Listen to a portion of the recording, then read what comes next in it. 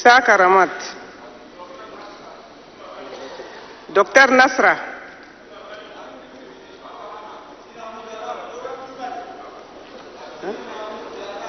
Dinamo Taram. Oui, Dinamo Taram. Les mêmes qui ont parlé hier. Oui. Ce sont les mêmes. Ah, ça, il faut me dire. Qui ça? Bon, j'ai Baba Ahmad, Isaka, Docteur Nasra, Dinamo Taram, Adumbai, Yasnabai.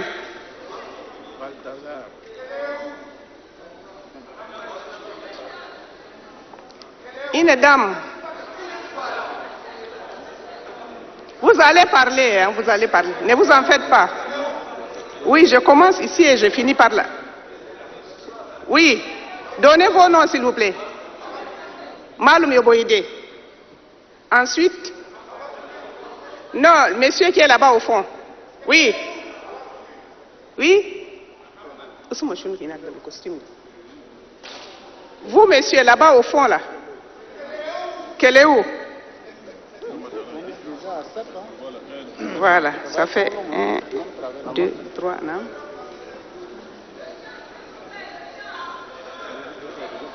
Oui, madame, priorité aux femmes.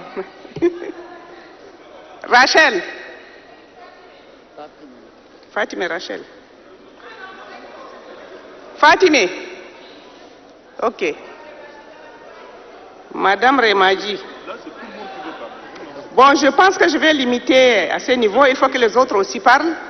La travée de droite. Waouh, alors là. Voilà, c'est ça, je ne vois pas bien là. Saleh Bourma.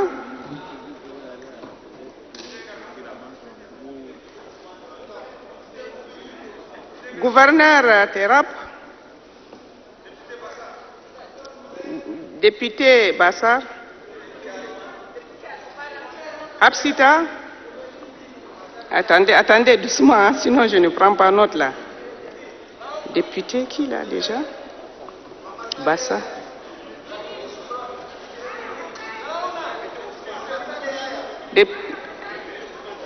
Député Ousmane Ladou.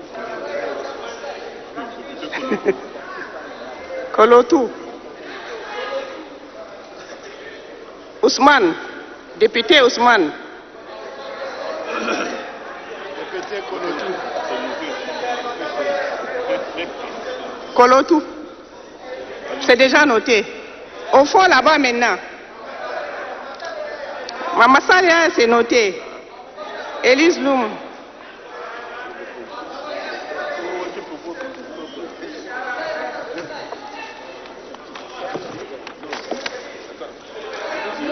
Guimé Ibet.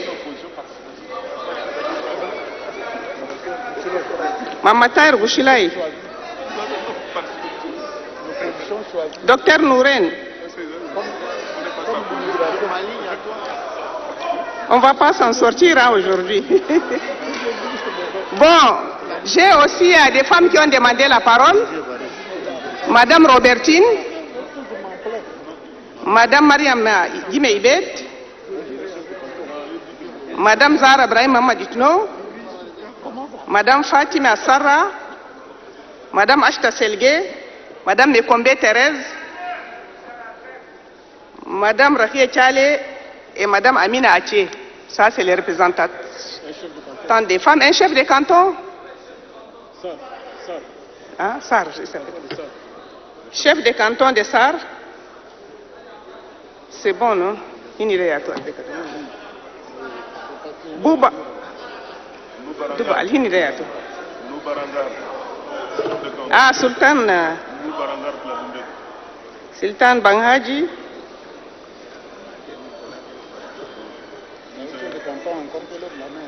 Où? Son nom? Chef de canton. Il y a un chef de canton là. Le nom? Douba. Douba Rangar. Aha. Bichara Drep. Bon, c'est bon pour la travée centrale, la travée de droite. Chef de canton Maxime. Président du Hashkat.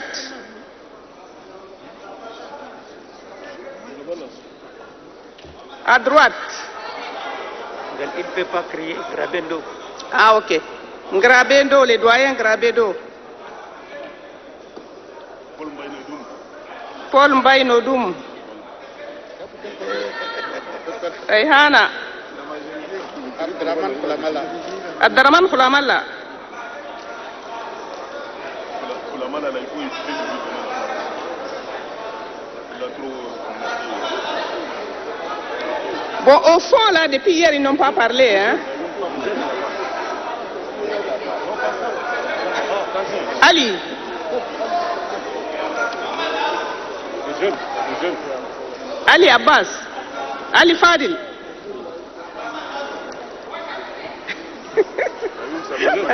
On va dormir ici avec ces trois thèmes aujourd'hui. Hein. Je pense qu'on va quand même prendre quelques noms derrière et puis après on ouvrira une deuxième liste. Fatime Kosei.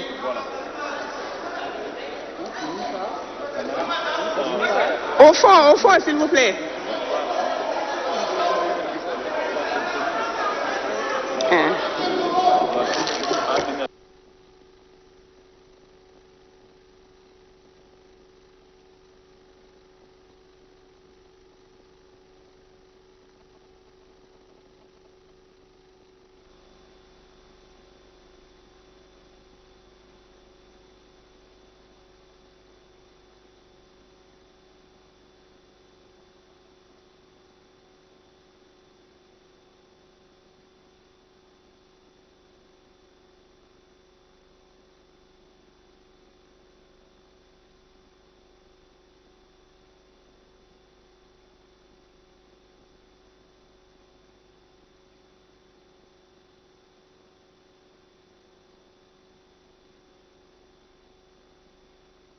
Plus de 40 intervenants.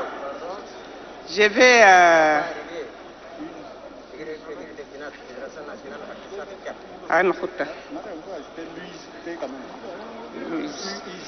Louise. L'Union des journalistes tchadiens. Ah, l'UJT. UJT. Non, s'il vous plaît, c'est bon avec les papiers. Hein. Non, tu ne peux pas prendre. Voilà. On verra pour la deuxième. Voilà, donc nous avons vraiment une cinquantaine de personnes qui se sont... Je ne prends plus des noms. Voilà, je passe la parole à M. Baba Ahmad. On ouvrira une deuxième liste si on a le temps. M. Baba Ahmad a la parole.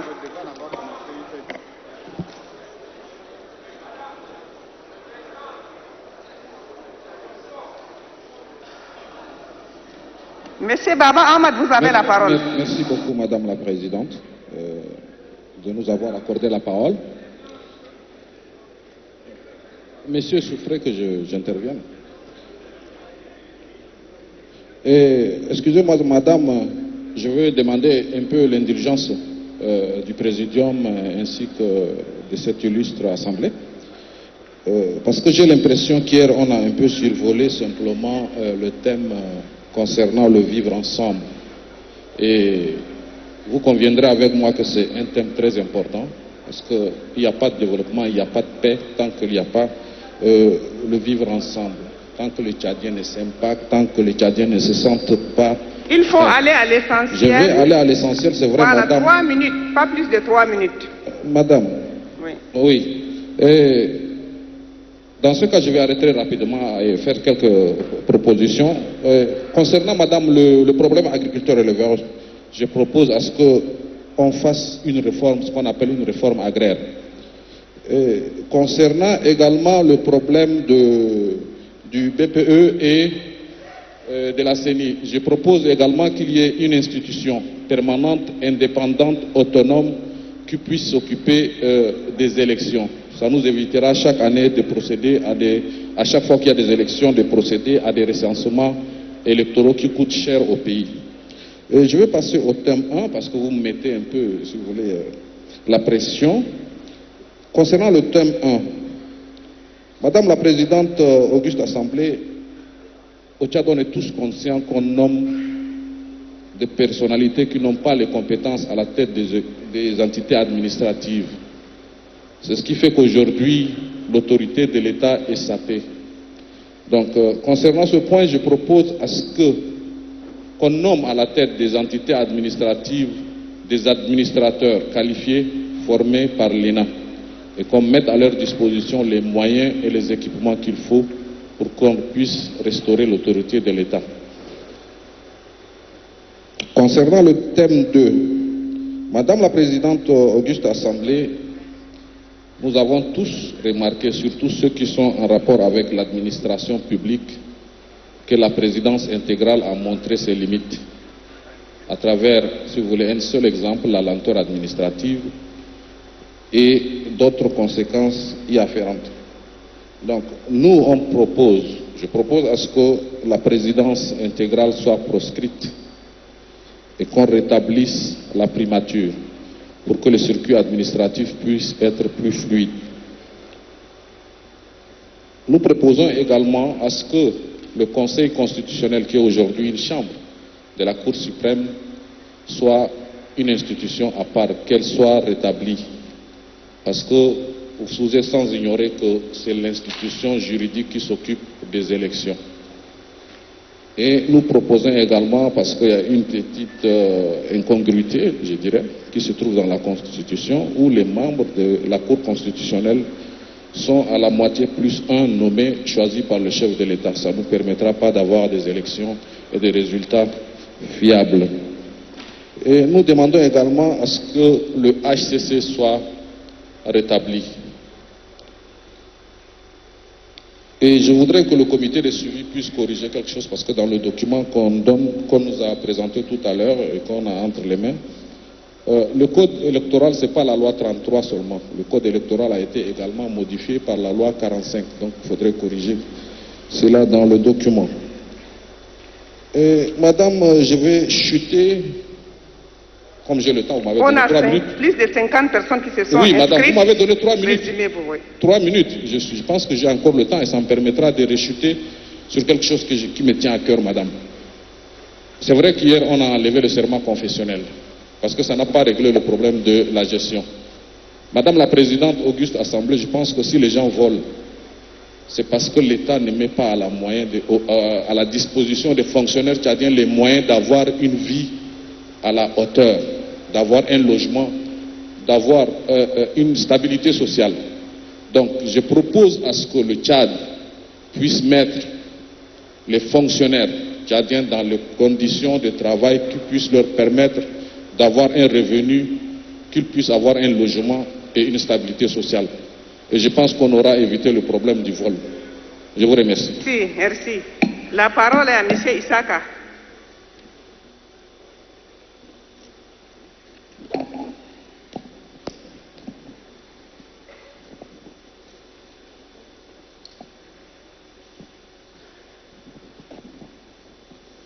Merci, Madame la Présidente. Hier, je pensais que j'étais censuré parce qu'on m'avait empêché de présenter ma motion de procédure. J'ai 2 points seulement à vous poser. Le Tchad a expérimenté le régime présidentiel sous la 4e République. Et avant cela aussi, nous avons connu le régime présidentiel. Cette fois-ci, on nous parle de vice-présidence. Alors, sans pour autant qu'on sache le mode de désignation. Moi, ce qui m'intéresse, le mode de désignation du vice-président. Est-ce qu'il va avec le même ticket que le président, ou il est comme au Nigeria, ou il est désigné par le président comme aux États-Unis? Mais mettez-nous d'abord cette explication-là sur la table. Mettez-nous d'abord cette explication sur la table pour nous permettre de mieux cerner le problème. Le deuxième point, nous avons expérimenté aussi le régime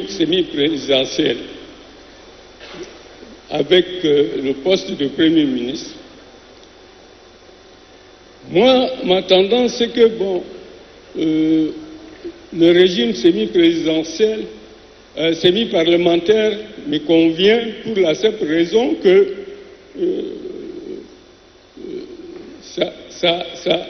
ça permet aux paysans d'avoir beaucoup les mains libres. Et le Premier ministre, il est responsable devant l'Assemblée. Donc, on équilibre un peu les pouvoirs. Seulement, j'ai l'impression que on veut coûte que coûte passer par la vice-présidence pour la simple raison qu'on ne veut pas passer ou effacer la 4e République. Si on revient, ce n'est pas une honte de revenir au régime semi-présidentiel et passer à la 5e République. Où est le problème? Si ça ne pose pas du mal au pays. Donc, avant de me prononcer, madame, je voudrais que vous nous disiez le mode de désignation du vice-président et le mode de désignation du Premier ministre. Je vous remercie. Merci. Je vais venir vers nos frères qui sont venus participer de l'opposition extérieure et je reviens à ma liste pour continuer. Donc je vais passer la parole à Abdelwahid Aboud Makai.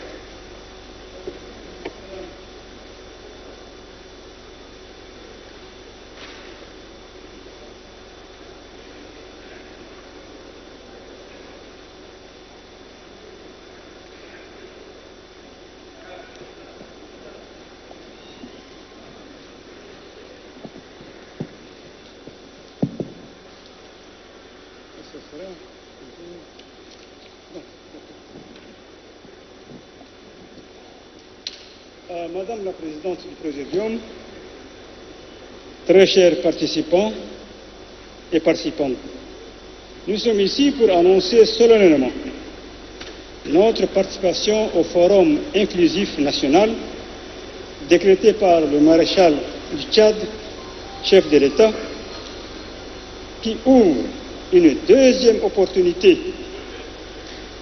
aux fils du Tchad de se retrouver et discuter de leur gouvernance en toute liberté. Je saisis cette occasion pour vous adresser, au nom de mes collègues compatriotes qui m'ont accompagné, et en mon nom propre, nos sincères remerciements et chaleureuses et fraternelles salutations pour nous avoir confié directement de l'aéroport au Palais du 15, où se tiennent les assises du deuxième Forum national inclusif. Au cours duquel toutes les questions concernant la vie politique de la nation seront débattues. Il est temps, et je dis bien qu'il est grand temps, que les fils du pays se retrouvent pour un dialogue constructif. Ma présence parmi vous témoigne à suffisance que la politique de la main tendue du maréchal du Tchad, chef de l'État, à l'endroit de ses compatriotes qui étaient en rupture avec la légalité, demeure constante et nous sommes ses fruits.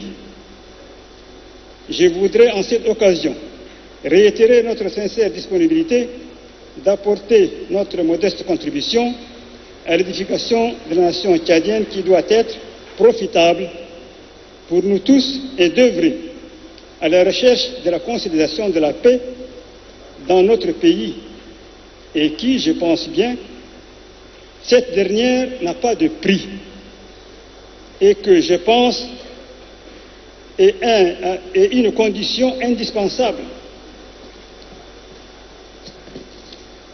à tout développement socio-économique.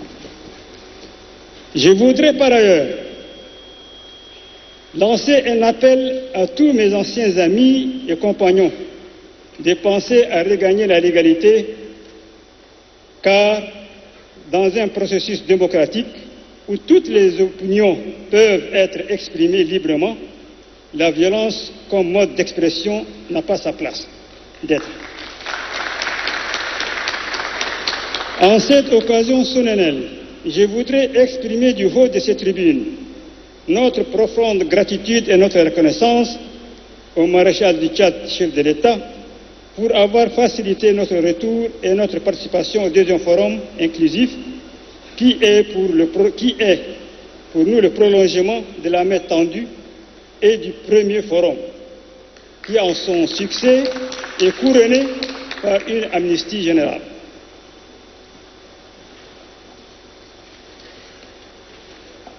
Excusez-moi parce que nous n'avons pas d'ordinateur, donc on écrit à la main.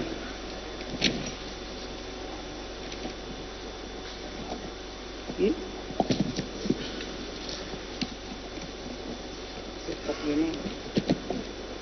Excusez-moi.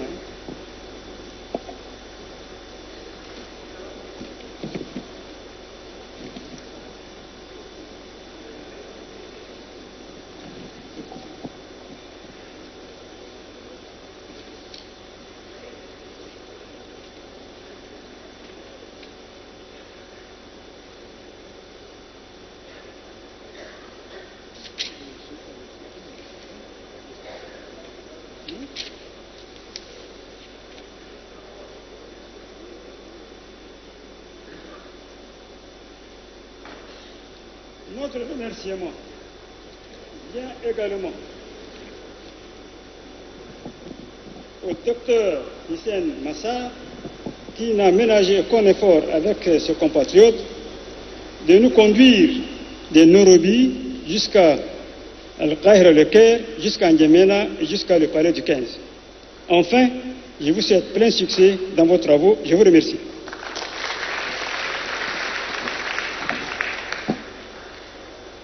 Je remercie chaleureusement le frère Abdelwahid Aboud Makkaï pour cette importante déclaration et je lui demande de nous la donner pour que nous puissions l'annexer donc à notre rapport. Merci beaucoup. Je vous demande de lui faire un banc.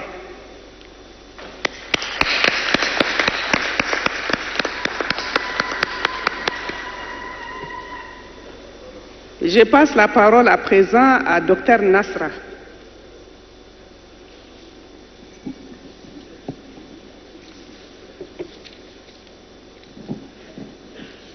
Merci, Madame la Présidente.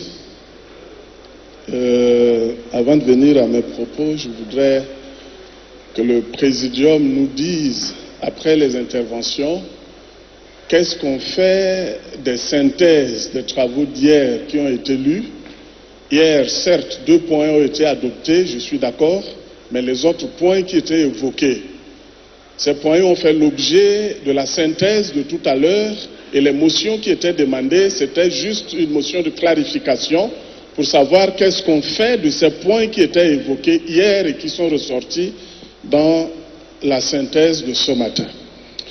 J'en viens maintenant à mes propos sur le thème 1, la forme de l'État. Au niveau de l'opposition, nous demandons, parce que la mise en œuvre de 2 niveaux de la décentralisation a posé problème en 2 ans, donc au lieu de répartir à une décentralisation à 4 niveaux, il faut se limiter, il faut faire le juste milieu, donc 3 niveaux de décentralisation. Et également, le nombre des provinces qui devraient être réduits à 17, qui sont restés à 23 jusqu'à aujourd'hui. Les raisons ont été évoquées tout à l'heure, des difficultés du gouvernement à mettre en œuvre ce point. C'est vrai. Mais si pour les provinces ça a été difficile, on se pose la question au niveau de l'opposition, pourquoi on était à 71 départements avant le premier forum et juste après ce premier forum où les institutions devaient être revues en baisse, le gouvernement a plutôt multiplié pratiquement par 2 le nombre de départements. Nous nous sommes dit au sein de l'opposition que le besoin est ailleurs. L'intention électorale, électoraliste a guidé donc la multiplication de ces départements aujourd'hui, dont la délimitation pose problème jusqu'au jour d'aujourd'hui. Donc nous demandons à ce que le nombre de départements soit ramené à 71, comme c'était le cas avant le premier forum, et également le nombre des sous-préfectures qui est passé de 212 à 414 aujourd'hui ne se justifie pas. On voit des sous-préfectures qui ne se limitent qu'au chef-lieu. Et quelquefois même le chef-lieu ne peut même pas compter 500 âmes. Et on érige cela en sous-préfecture, cela cause des perturbations dans le fonctionnement normal de l'État.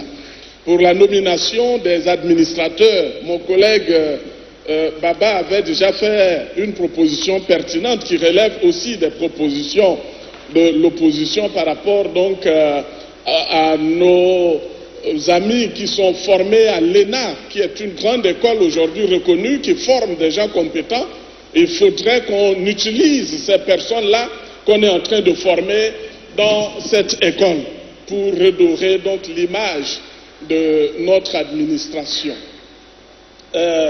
Par rapport au thème de les grandes institutions, l'opposition dit qu'il faut proscrire la présidence intégrale parce qu'en 2 ans, tout le monde se rend compte que le chef de l'État est devenu exsangue.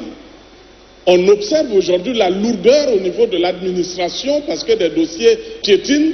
Donc il faut rétablir la primature pour que le Premier ministre réponde devant le Parlement. Parce qu'aujourd'hui, le président de la République étant lui-même le chef du gouvernement, ne peut pas répondre devant le Parlement qui se retrouve aujourd'hui dépouillé de ses prérogatives. Et cela n'aide pas. Ça nous mène directement vers un État dictatorial. N'ayons pas peur des mots. Il faut rétablir la primature pour que le Parlement soit en mesure d'interpeller le Premier ministre s'il y a des dérives au niveau donc de l'administration. Le Conseil constitutionnel, hier, nous l'avions déjà dit, il faut également le rétablir parce que l'ériger en une chambre de la Cour suprême pose problème. Parce qu'avant que la loi n'aille au niveau du Parlement pour être votée, la Cour suprême donne déjà un avis juridique. Mais après que la loi soit votée au niveau du Parlement, il doit y avoir encore un contrôle a posteriori, ce qu'on appelle le contrôle de constitutionnalité qui doit être exercé par le Conseil constitutionnel. Aujourd'hui, l'ériger en une chambre pose problème parce que la Cour suprême qui donne déjà son avis ne peut pas se retrouver encore par après en train de se dédire par rapport à l'avis qui avait été donné. Donc il faut rétablir le Conseil constitutionnel à sa place.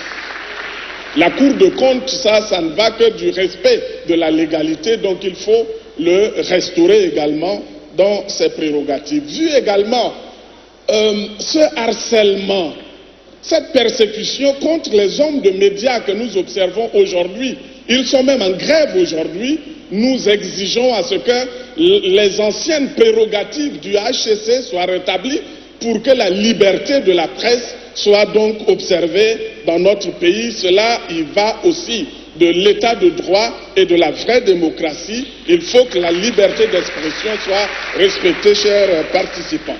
Le dernier point, c'est le régime des parlementaires.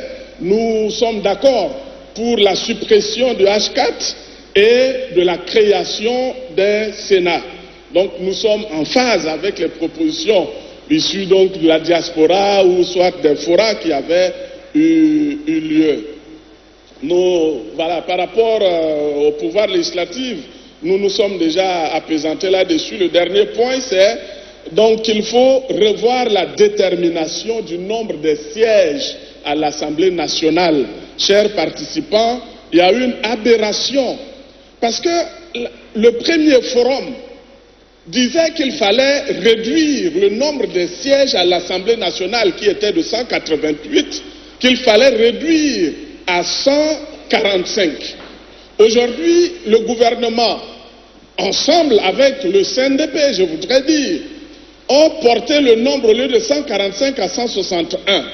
Mais je l'avais déjà dit, au sortir du forum, le nombre des départements, les départements qui sont la base pour les élections législatives, donc la circonscription électorale, a été porté de 71 à 112. Donc cela normalement devait entraîner plutôt une augmentation du nombre de sièges à l'Assemblée. Mais on a fait tout à fait le contraire en diminuant de 188 à 161. Cela voudra dire tout simplement aujourd'hui qu'on va se retrouver avec des députés qui représentent des espaces vides. Et là où la population est dense, cette population ne sera pas du tout représentée à l'Assemblée nationale. Nous voyons des régions avec 1000, 2000 habitants avec un siège, et nous voyons également des départements avec 150 000 à 200 000 habitants qui se retrouvent également avec un seul siège. Cela est une injustice, s'il vous plaît. Augmentons le nombre de sièges. Il faut relever ce nombre de 161 minimum à 250. Si on veut maintenir le nombre de départements à 112 comme maintenant. Sinon, il faut réduire ce nombre-là à 71 comme existant avant le premier forum et maintenir ce nombre à 161. Auquel cas, il faut augmenter le nombre de sièges. Merci, vous avez dépassé vos 3 minutes. Merci. Oui, j'en ai terminé. Merci beaucoup. La parole est à M. Dinamo Taram.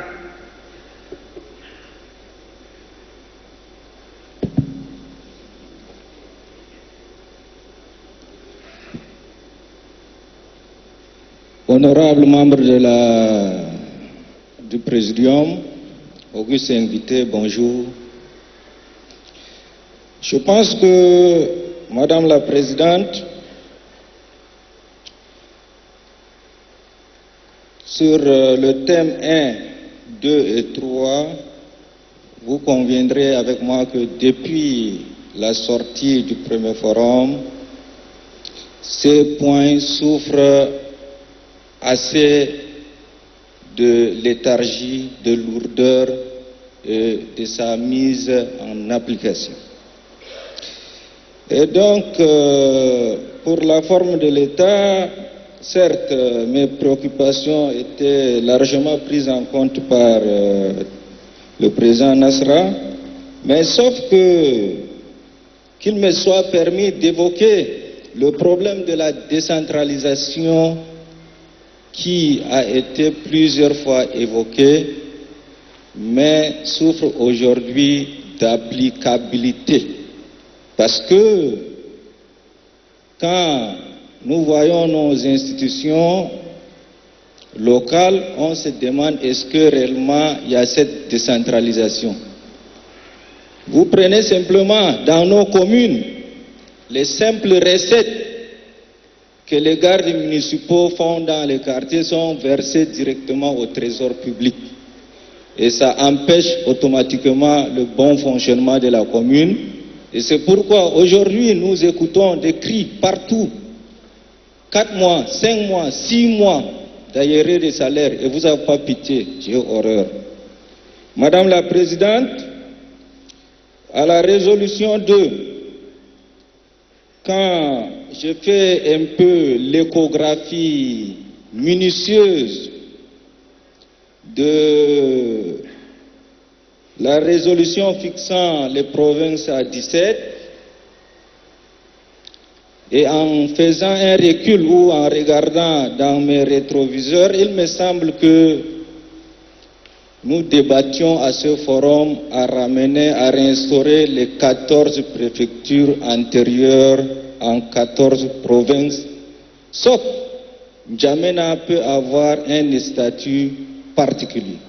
En ce moment, nous aurons résolu économiquement, financièrement et techniquement notre pays, le Tchad. Concernant la résolution numéro 4, et donc, je pense que, Madame la Présidente, depuis 2 ans, vous avez, à la sortie de ce forum, le forum a créé un véritable désordre en faisant la chose et son contraire, car le forum disait de supprimer les sous-préfectures. Malheureusement, et d'ailleurs vous êtes conscient et vous conviendrez avec moi de tout ce marasme ce désordre, ce pillage à ciel ouvert qui se passe par nos sous-préfets dans nos provinces et que le gouvernement continue Vous à fermer avez les yeux. presque épuisé vos 3 minutes. Oui, ne m'étouffez pas, Madame la Présidente. Nous sommes à un forum inclusif. Et donc, vous savez... Durée, hein? Oui, je vous en prie. Vous savez, Madame la Présidente, on ne peut pas faire la chose et son contraire. Aujourd'hui, le ministère sort les arrêtés pour nommer les sous-préfets. Du moment où une grande assise ici a décidé de supprimer les sous-préfectures. Quel paradoxe! Nous sommes dans un état de droit et respectons les textes de notre République, Madame la Présidente. Concernant la résolution numéro 5, je pense qu'il est temps, quand on parle de la décentralisation, d'expérimenter S'il vous plaît, les élections. il faut ramasser vos interventions parce Voilà. que si vous passez par résolution, on ne va pas en finir là. Bon, pour moi, il fallait impérativement expérimenter les élections de gouverneurs. Parce que quand on parle de la décentralisation, c'est là y compris. Et concernant sur les ressources, Madame la Présidente, moi personnellement, j'aurais souhaité que nous mettions une structure en charge d'exploitation, en charge de répartition des ressources naturelles de notre pays. Je vais vous couper la parole. Hein. Mais finalement, passez à l'essentiel. Je vous laisse 30 secondes. 30 secondes. 30 secondes, s'il vous plaît. Nous devons être disciplinés. Ce n'est plus un forum dans ce cas. Si c'est un congrès du MPS, vous me le dites. Si c'est un forum, je m'explique. Non, c'est vous qui parlez comme si vous êtes dans un congrès. Bon, Madame la Présidente, pour finir presque, je pense que la Hama est une machine à coucher pour bloquer la liberté de nos journalistes au Tchad. Cette machine doit être revue, corrigée dans toute sa forme, afin que nos journalistes puissent aspirer à cette expression, à cette liberté, pour que, à la sortie de ce forum, aucune presse, aucun journaliste ne soit censuré ni mis en prison. Et parlant du régime de la vice-présidence, Madame, je pense qu'il est important pour nous de lancer les grandes bases de notre République. Et donc, il sera judicieux de ramener la primature, comme l'avait déjà dit mon camarade ici, ramener la primature et ramener les grandes institutions qui ont été supprimées ou fusionnées afin de rendre fluide l'administration de notre pays et surtout la vice-présidence. Si vous pensez instaurer la vice-présidence, je pense que à la sortie des élections, le deuxième qui sera à la présidence sera le vice-président de ce pays. Il faut que les modalités pratiques soient bien définies pour que le vice-président ne soit pas simplement élu et soit un copain ou coquin du régime. Je vous remercie.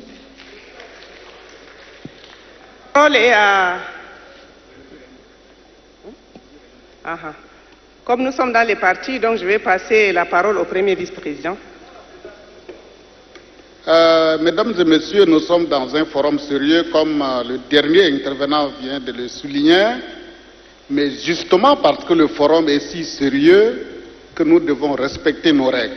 Sinon, nous avons ici présentement plus de 100 demandes d'intervention sur ces thèmes. Si chacun doit s'étaler, les autres n'auront pas la possibilité de s'exprimer. C'est pourquoi nous allons appliquer avec rigueur les 3 minutes.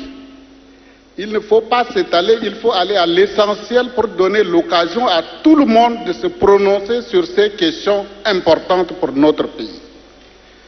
Dès que la présidente de séance aura donné l'ordre, le micro sera coupé. Merci.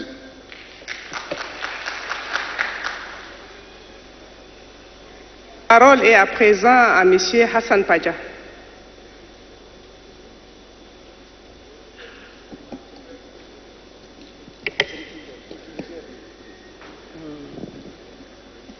Merci beaucoup, Madame la Présidente, pour la parole donnée. Comme j'ai seulement 3 minutes comme tous les autres, je vais aller à l'essentiel.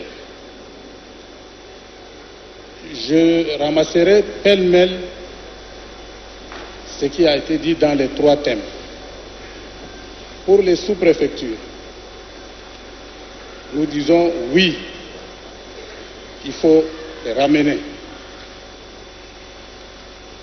Pour le drapeau du Tchad, le drapeau, l'hymne national,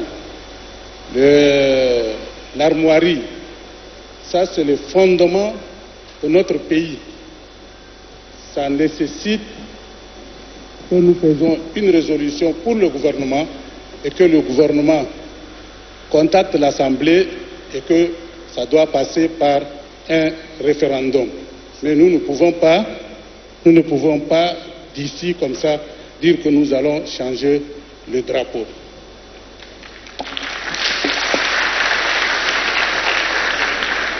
Restaurer la Cour des comptes. Supprimer les communes non viables. Comme quelqu'un l'a dit tout de suite, il y a des communes viables, il y a certaines qui ne sont pas viables. Pour le poste de Premier ministre ou de vice-président, moi j'interverrai vice-président avec S, plusieurs vice-présidents. Nous avons déjà essayé avec le Premier ministre. Mais pourquoi nous ne pouvons pas essayer maintenant avec les vice-présidents? Essayons avec les vice-présidents, mettons les règles. Est-ce que le vice-président va être élu sur la liste avec le président ou il sera nommé par le président? Mettons les règles. Mais il faut expérimenter.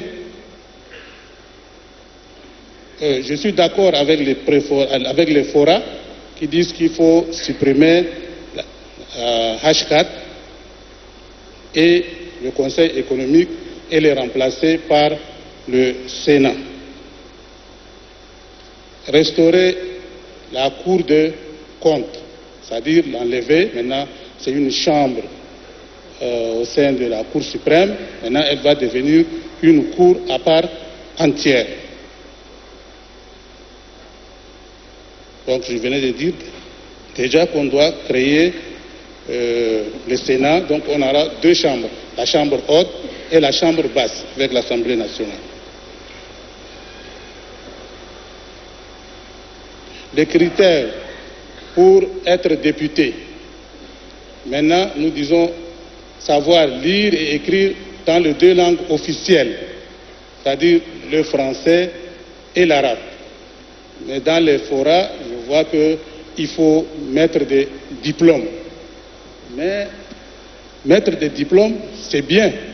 Mais il y a des gens qui ont appris sur l'État et qui sont maintenant au haut niveau de l'administration.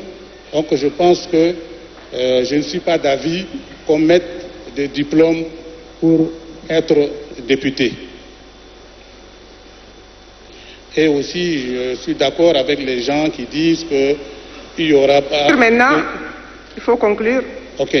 Il n'y aura pas de limitation, ni pour les députés, ni pour les élus locaux. Madame la Présidente, merci beaucoup. J'ai une préoccupation depuis hier. Je vais conclure par là. Une remarque très importante. Si nous sommes ici, c'est-à-dire que nous sommes en bonne santé. Et hier, le maréchal du Tchad, dans son discours, l'a bien dit.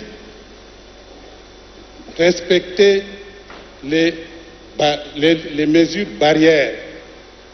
On a respecté ça pendant la cérémonie d'ouverture. Mais à part ça, on ne respecte pas. Vous êtes au podium, nous on circule dans les rangées. Merci madame. Oh, merci. Je passe la parole maintenant à M. Dime Clément Bagao.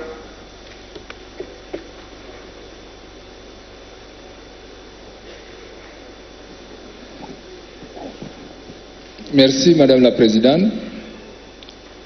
Je pense que cette retrouvaille au deuxième forum inclusif est une opportunité pour nous tous de nous exprimer sur des questions qui touchent l'avenir de ce pays et qui engagent chaque Tchadien et chaque Tchadienne.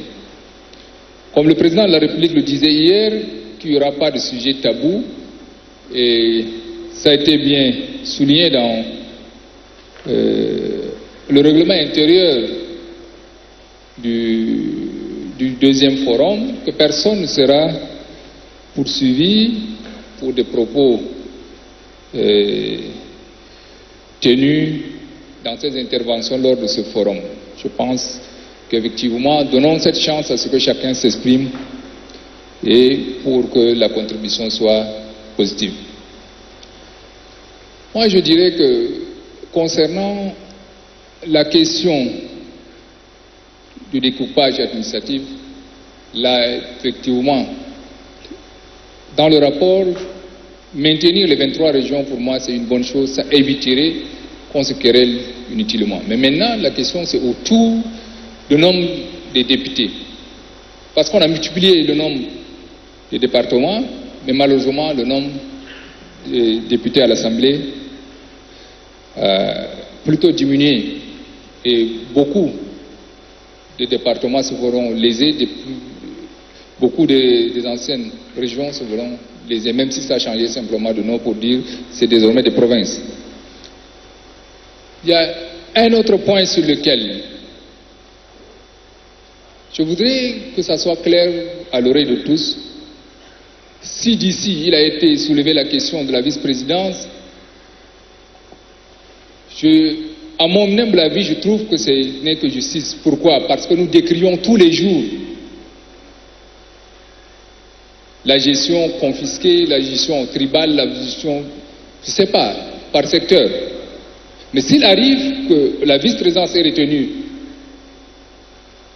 je pense que ça ne serait pas le président Déby accompagné de l'un de ses fils, comme les gens le disent. Même s'ils ne veulent pas le dire ici, c'est ça le souci. Ils disent que quand c'est la vice-présidence, qu'est-ce qui va se passer? Le président Déby va être président, après il va nommer l'un de ses enfants, l'un de ses proches, pour que celui-là devienne son dauphin. C'est ça la question, si les gens ne veulent pas dire la vérité. Mais si la vice-présidence et le président lui-même partent sur la même liste et que c'est élu, je pense qu'il y aura quand même le respect de la géopolitique. Donc ce qui veut dire que si l'un est d'une province, l'autre certainement serait d'une autre province ou d'un autre secteur. Et là, ça résolverait le problème. On aura à tester une autre méthode de gérer notre pays. Et je pense, à mon humble avis, que ça marchera. Si on fait que le président de la République et son vice-président partent sur la même liste, qu'il y aura un équilibre même dans la gestion. Maintenant, ce qui concerne surtout la nomination des administrateurs, chers amis, on a beau crier, il y a eu des états généraux, que ce soit dans l'administration, que ce soit dans l'enseignement, que ce soit dans l'armée. Mais il y a des choses qui ne tiennent pas. Pourquoi je dis que ça ne tient pas? On ne veut jamais responsabiliser ceux-là qui méritent. On ne veut pas responsabiliser les professionnels. Comment un sous-préfet peut ne pas savoir lire et écrire? Mais c'est nous, les hommes politiques, qui le faisions, ce n'est pas d'autres personnes. Même si on ne va pas reconnaître la vérité. Dans tous les coins du Tchad, aujourd'hui, il y a quand même des intellectuels, il y a des personnes formées. Mais si l'enseignant veut faire carrière, il doit demander une promotion dans son département, mais pas aller comme sous-préfet, comme préfet, comme gouverneur. Veuillez m'excuser. Tous mes collègues militaires ont tous déserté pour se retrouver tous dans le commandement territorial. Mais qui doit sécuriser le peuple tchadien? Qui doit garantir? Vous avez presque épuisé vos 3 minutes. Donc, je ne serai pas aussi si long. Donc, il y a quand même des questions que nous devrons prendre des résolutions sérieuses et des engagements fermes. Qu'à la sortie de ce forum, nous devrons aller sur de nouvelles bases pour lancer un autre Tchad.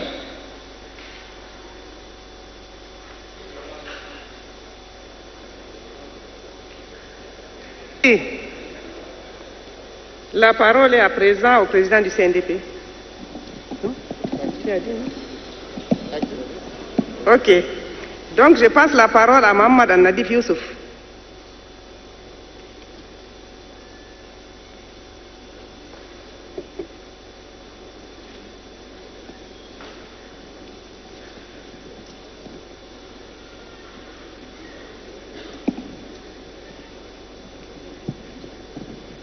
شكرا السيدة رئيسة المنتدى.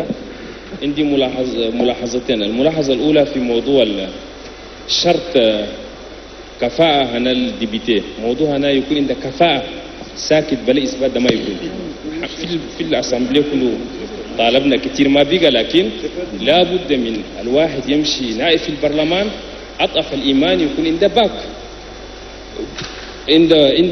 عند شهادة سنوية يدخل البرلمان. إذا ما عنده شهادة سنوية يمشي الانفرسين جمانة ولا أناكس يسوي لها امتحان هنا كفاءة. يعني ما ممكن تقول أنت نادم عندك كفاءة عقلية، زول ما قرب يكون عنده كفاءة عقلية كيف؟ صحيح في تشاد رئيس أنا تشاد واحد من الرؤساء ده ما قرب يقول كامل بقى رئيس أنا تشاد، لكن ده كله بوقته. حاليا ده يعني ما ممكن واحد يجي البرلمان وما عنده بقول لك عندك كفاءة عقلية. لا لا لا، نضع الشرط هنا أضعف الإيمان عنده باك، والما عنده باك يمشي الأونات يسوي له إكزامين. بفهم أديل بقري يعني حسب امتحان بسيط سويناه. أنا كنت في البرلمان 20 ديبيتي كلهم أنالفابيت، ما بيجوز هذا، لأن الموضوع ده لابد من تفكير فورا. ده واحد. الشيء الآخر أنا مع الأخ فتشا، الرئيس لابد يكون النواب نخلي فرصة. Traduction s'il vous plaît. وكلام ترجمة traduction. هم بفهموا الصفة ده كله فاهمين. Ça vient pas en français.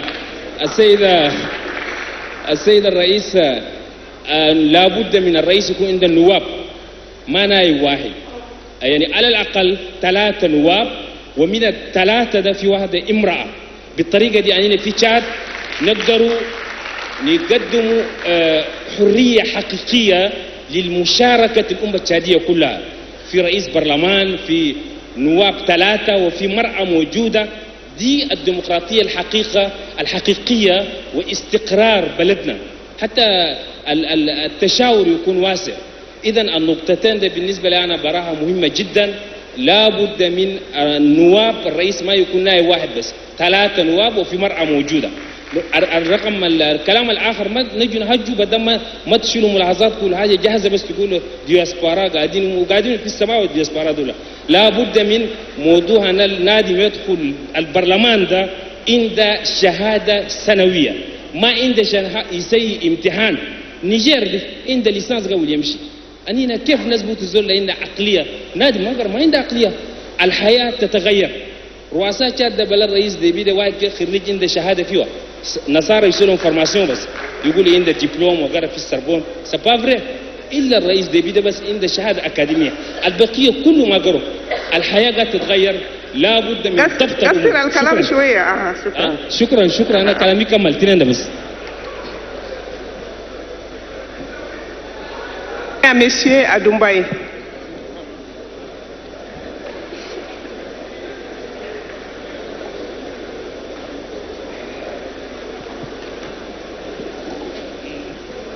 Merci, Madame la Présidente, pour la parole donnée.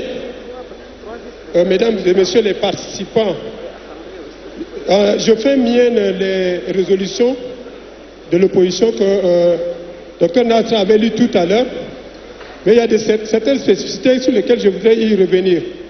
Mais avant cela, je voudrais dire je demande la clémence de Madame la Présidente du Président, parce que hier nous avons adopté un document. Le règlement intérieur nous donnait 5 minutes de parole. Maintenant, à 3 minutes, on arrête. Je pense que quand c'est comme ça, ça ne va pas nous permettre vraiment de dire l'essentiel de ce que nous sommes venus faire. Nous,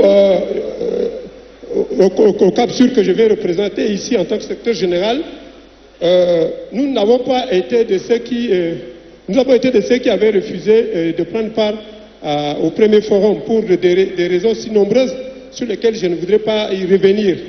Mais cette fois-ci, nous avons voulu répondre au présent pour apporter notre contribution si modeste, parce que nous jugeons l'heure très grave.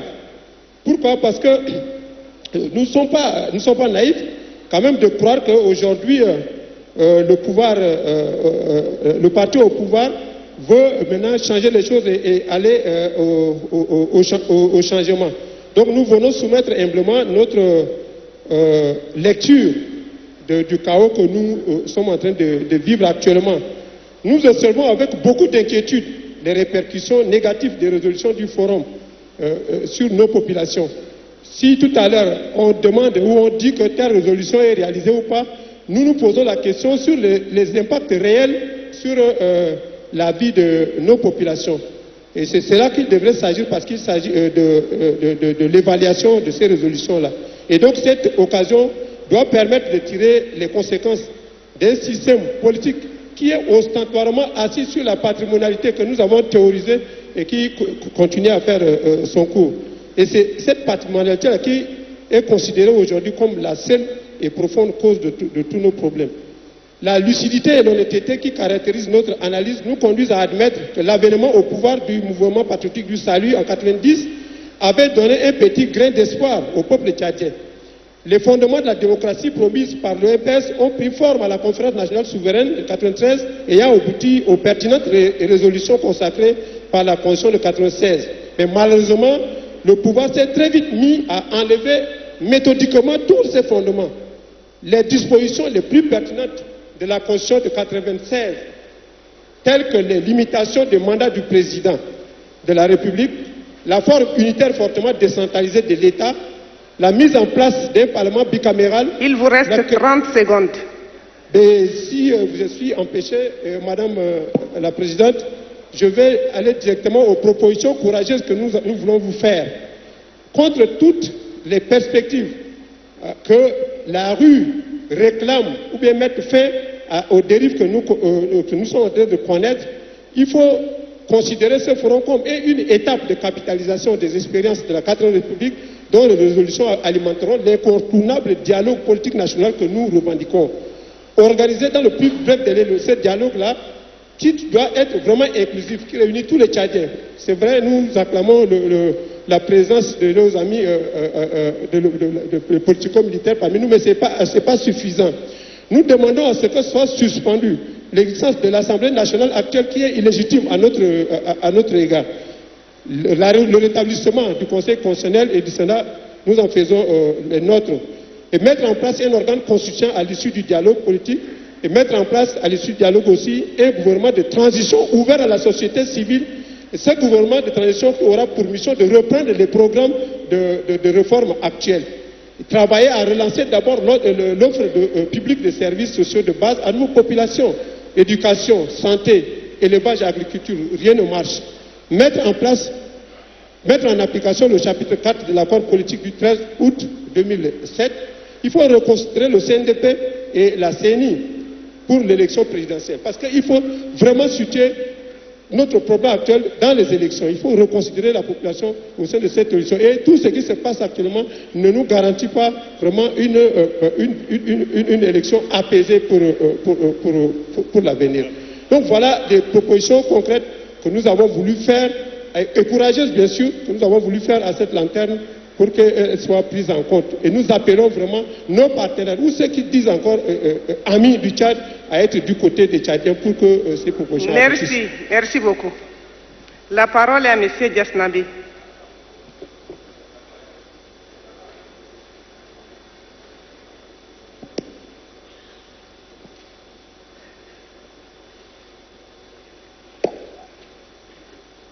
Je voudrais rappeler que ceux qui ont des propositions écrites peuvent nous les faire parvenir pour que les rapporteurs puissent les prendre en compte.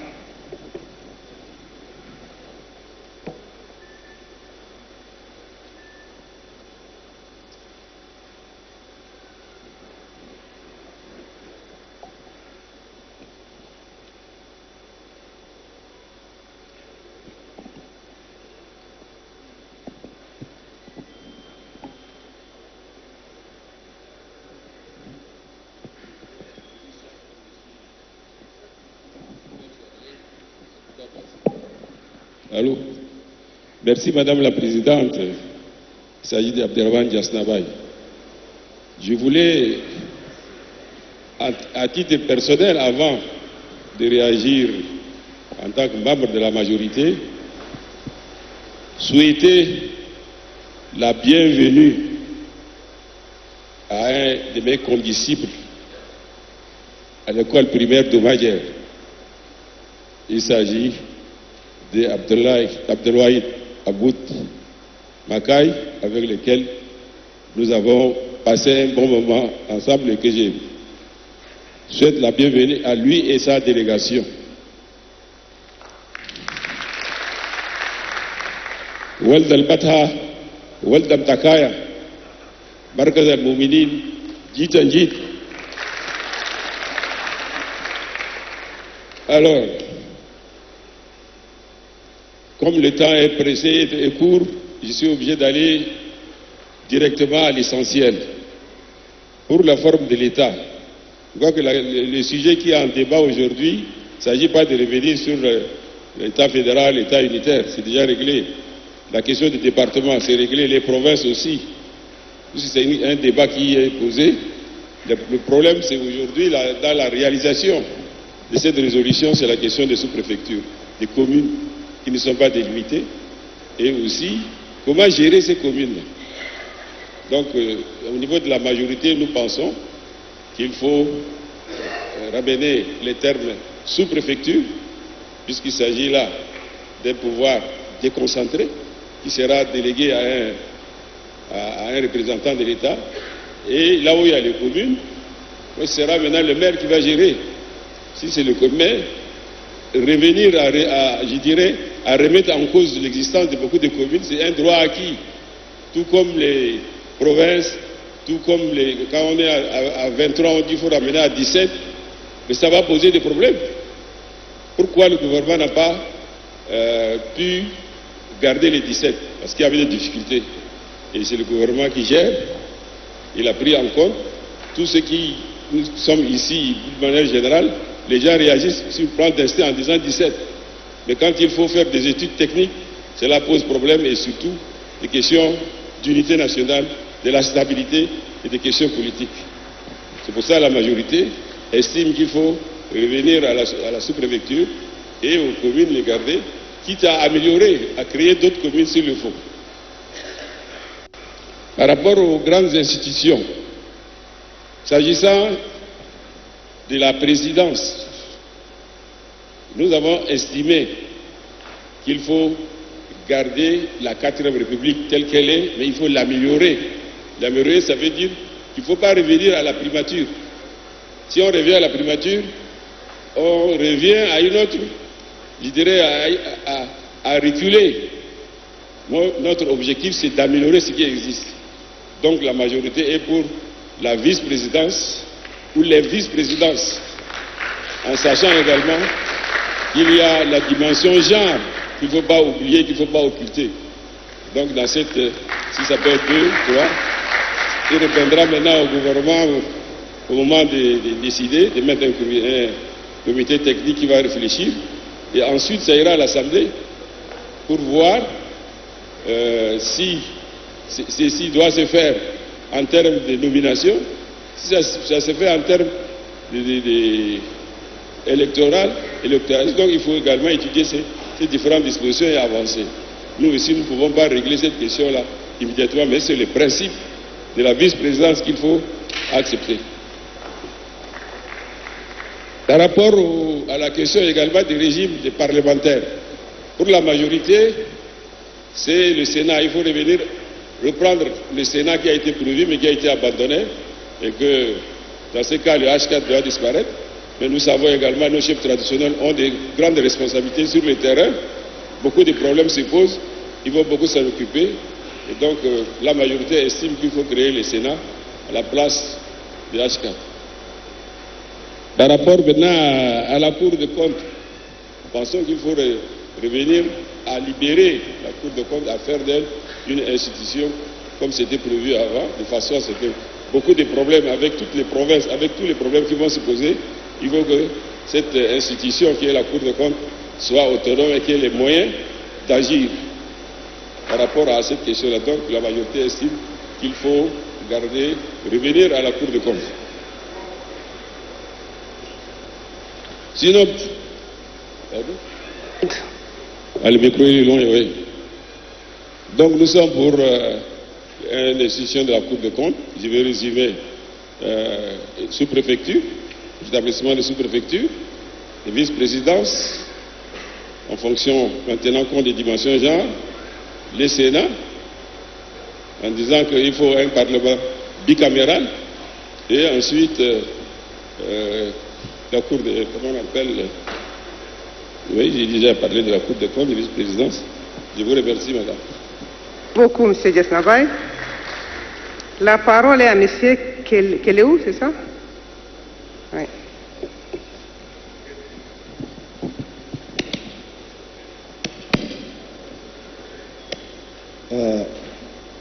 Merci, Madame la Présidente. Comme il y avait 3 thèmes à travailler dessus et 3 minutes, donc 1 minute par thème, je m'en vais droit au but. Pour ce qui regarde le thème 1, le sujet de forme de l'État, je disais que nous n'avons pas pris part au premier forum, certes, mais la proposition est déjà faite. Nous voudrions bien que, entre-temps, c'était les régions, nous avons voulu que ce soit 9 au lieu de 14 comme même les préfectures d'avant. Mais si l'année est ainsi, on revient à dire que nous proposons les 14 préfectures d'avant plus N'Djamena. Ça fait 15, ça peut aller. Ça, c'est la proposition arrêtée de notre part. Ce qui regarde, ça c'est la résolution numéro 2. La résolution numéro 4, donc nous avons de 212 sous-préfectures, on vient à 414 communes, c'est vrai, mais tout ça, ce sont des décisions politiques et à visée électorale, effectivement. Voyons ce qui est réel à faire pour compter sur la population. Sinon, c'est une aventure vraiment vague. La résolution numéro 12, ville d'N'Djamena, ça pose effectivement des problèmes.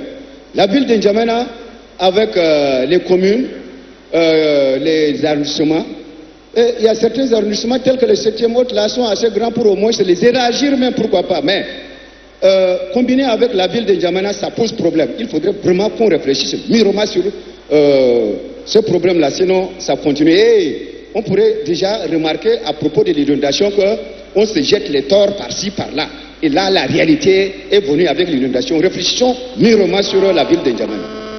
À propos des chefferies traditionnelles, c'est vrai, définissons clairement et honnêtement leur rôle de garant des us et coutumes. Sinon, on les mêle tantôt au Parlement, tantôt à l'administration, tantôt à ceci et cela. Ça va vraiment nous poser des problèmes. Parce que à l'heure où nous parlons, et au moment des récoltes, par exemple, nous sommes en train d'observer qu'il y aurait encore des tueries entre éleveurs et agriculteurs, et c'est ce que nous ne voulons pas. Parce que les chefs traditionnels qui gèrent avec soit les sous-préfets d'ailleurs qui ne sont plus à la une, mais ils sont là, plus tous ceux qui ne savent même pas gérer les conflits et ils sont en train d'endayer nos familles, que ce soit chez les éleveurs comme chez les agriculteurs. Ça ne nous honore pas. Et sur le thème 2, à propos de régime politique et le consort, nous avons par exemple à la résolution numéro 1, alors, et pour cela, tout le pouvoir exécutif revient au chef de l'État. Alors, entre-temps, nous sommes en train d'avancer vers la démocratie. Et une petite définition simple dit que la démocratie, là, c'est le pouvoir du peuple, par le peuple et pour le peuple. Mais alors, si tout le pouvoir revient à un seul individu, où est encore la démocratie? Posons-nous la question. La résolution numéro 2, il faudrait réinstaurer... Il faut vous résumer, parce que si vous allez de résolution en résolution, on ne va pas finir. Non, non, je n'ai pas pris toutes les résolutions, madame. La restauration de la primature, ça peut nous désengorger ce que nous avons. Je reviens maintenant au dernier thème qui est 3, régime des parlements, régime des parlementaires. La résolution numéro 1 parle de collectivités autonomes et chefferies. J'ai déjà parlé de ça. Il faudrait vraiment qu'on fasse attention entre les deux administrations-là. Et le numéro 3 parle de départements comme circonscription électorale. Effectivement. Mais il y a certains textes qui nous disent que dans les départements, on ne devrait même pas donner ce qu'on appelle les résultats des élections. Alors, qu'est-ce que cela veut dire ça? Pourquoi on nous donne l'occasion que dans un département, on pourra avoir comme circonscription électorale et on n'aura pas à donner quoi que ce soit? Merci. Et donc, effectivement, et c'est la loi numéro 74 du Code électoral qui nous parle de cela. Il faudrait vraiment qu'on revienne dessus, sinon nous sommes en train d'aller vers le néant dans les élections. Le numéro 4, enfin, parle de candidature avec condition... Veuillez conclure, s'il vous plaît. Oui, ça c'est la conclusion. Candidature avec condition d'aptitude intellectuelle. C'est vrai, je m'en vais aussi dans la réflexion que nous avons faite pour dire qu'il faudrait quand même un minimum de niveau. Comme ça, dans l'Assemblée ou bien quelque part, on pourrait bien raisonner dans la cohérence et dans la compréhension. Mais sinon, il y a des niveaux disparates, là, c'est pas bien. Donc, le petit niveau à exiger, c'est pas mauvais. Je vous remercie, madame.